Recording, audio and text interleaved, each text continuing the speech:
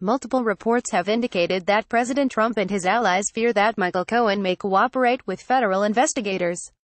But nothing has indicated this quite as directly as the latest cover of the National Enquirer.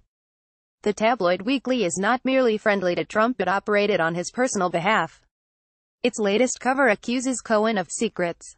The danger Cohen poses as a witness to Trump is vast, but at least some of the elements are well known. He has played an integral role paying off women who have sexual relations with Trump, at least one of whom claims to have been threatened.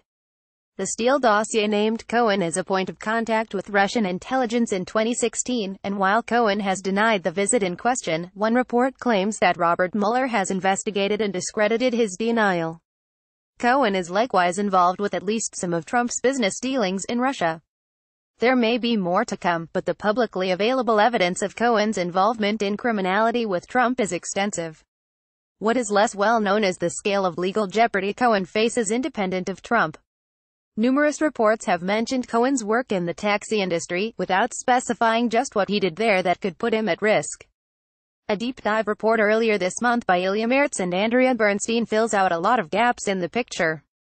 Their story makes it plain that Cohen is basically a career criminal. He has surrounded himself at every stage of his life with mentors and colleagues who have criminal records.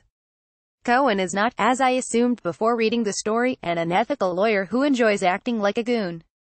He is, almost certainly, a crook who happens to have a law degree. Cohen's first job out of law school was working for a lawyer who was charged with bribing insurance adjusters to inflate damage estimates and expedite claims. Another mentor of his father-in-law, was in the taxi business and pleaded guilty to tax fraud. Cohen's listed business address was the headquarters for a violent Russian-American mobster. Cohen had multiple other business associations with criminals. Mertz and Bernstein do not establish every caper Cohen may have pulled, but they hint at many of them. For instance, starting around 2000, Cohen was involved in scores of car insurance lawsuits, often on behalf of plaintiffs who claimed to have been injured in auto collisions and were seeking judgments to cover purported medical expenses. At this time, a wave of staged auto accidents, involving immigrants from the former Soviet Union who claimed to have been hurt, had led prosecutors to open a massive investigation. They dubbed it Operation Boris, an acronym for Big Organized Russian Insurance Scam. Cohen drew close to Trump because he started using his almost certainly ill-gotten wealth to buy real estate in Trump Tower, a favored investment vehicle for many criminal figures. What adds an extra layer of danger to Trump is that the alleged crimes with which Cohen could be charged are all state crimes. That is important because Trump can only pardon people for federal crimes.